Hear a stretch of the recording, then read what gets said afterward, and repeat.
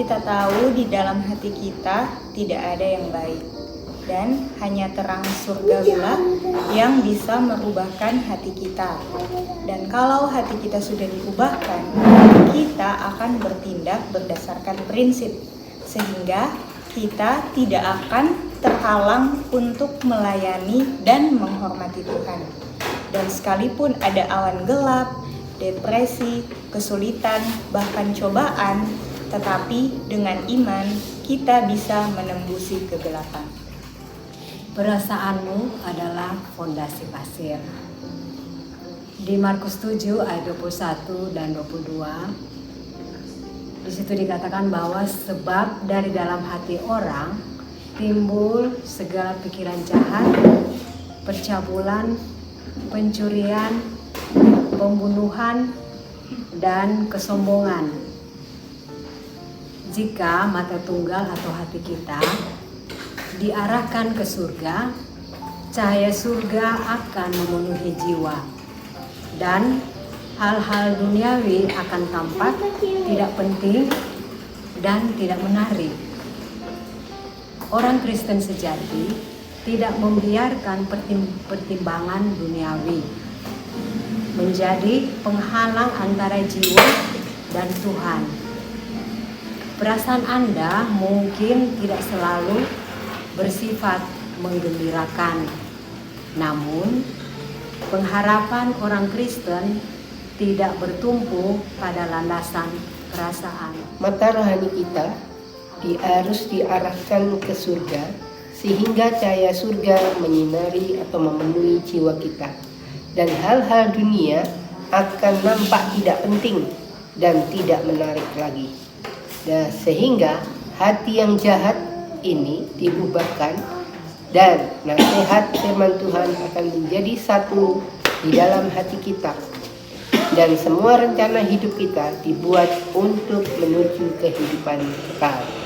Jadi kehidupan kekal tidak bisa diperoleh bagi umatnya yang masih berfondasi pasir atau pakai perasaan, karena perasaan atau hati kita adalah penipu. Kan Markus pasal 7 ayat 21-22, di situ dalam hati orang ada kejahatan, dan itu timbul dari pikiran yang jahat.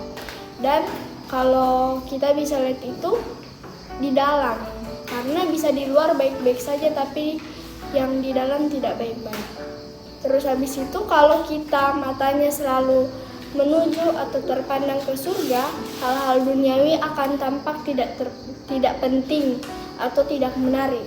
Dan gimana caranya untuk kita bisa lakukan itu? Caranya kita, kalau Tuhan kasih perintah, kita harus ada pengaruhnya dengan kita melakukan apa yang Tuhan perintahkan itu. Dan kalau kita sudah bikin itu, kita artinya berdiri dalam fondasi batu, bukan berdiri dalam fondasi pasir. Kalau kita sudah tahu isi hati kita begitu jahat, sebagaimana yang ditunjukkan Markus 7 ayat 21 dan 22, yang diumpamakan dengan fondasi pasir, apa yang akan kita lakukan? Kita punya satu pengharapan, yaitu memandang pada Tuhan melalui firman-Nya sebagaimana sinar matahari, dan kita melihat janji-janji Tuhan dalam firman Tuhan dan penyertaan-Nya kepada kita di masa yang lalu dan kepada hamba-hambanya, bahwa Tuhan sedang bekerja untuk memberikan yang terbaik dalam kehidupan kita.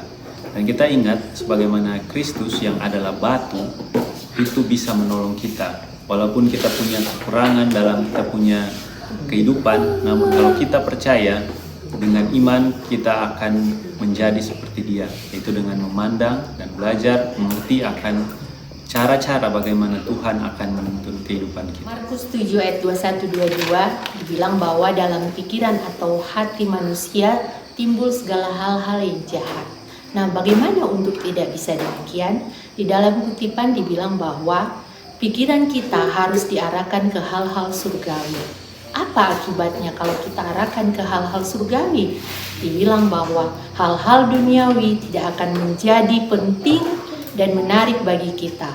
Semua rencana yang dibuat akan mengacu pada kehidupan kekal, dan kita tidak akan mempelajari minat atau keinginan dunia kita. Namun dalam hati kita akan timbul pertanyaan, Tuhan, Engkau ingin saya melakukan apa? Nah, orang seperti ini adalah orang Kristen yang sejati, yang mana dia tidak lagi membiarkan pertimbangan duniawi menjadi penghalang antara jiwanya dengan Tuhan. Dan dia akan melayani Tuhan berdasarkan prinsip, bukan berdasarkan landasan pikiran atau pasif. Kemanakah mata kita diarahkan? Kalau mata kita diarahkan kepada hal-hal duniawi, maka kita tidak akan tertarik dengan hal-hal surga. Begitupun sebaliknya. Kalau mata kita diarahkan ke hal-hal surga, maka daya tarik hal-hal dunia tidak akan memaksa kita untuk melihat hal-hal dunia. Nah, pertanyaannya, sekarang kita punya rencana kehidupan itu berdasarkan apa? Apakah kita tidak pernah memikirkan kekekalan dalam mengambil rencana hidup? Kita punya landasan fondasi kehidupan harus berdasarkan prinsip, bukan perasaan. Walaupun perasaan berubah-ubah, gembira, sedih, itu tidak boleh menjadi fondasi kita. Pengharapan orang Kristen adalah berdasarkan prinsip, bukan perasaan.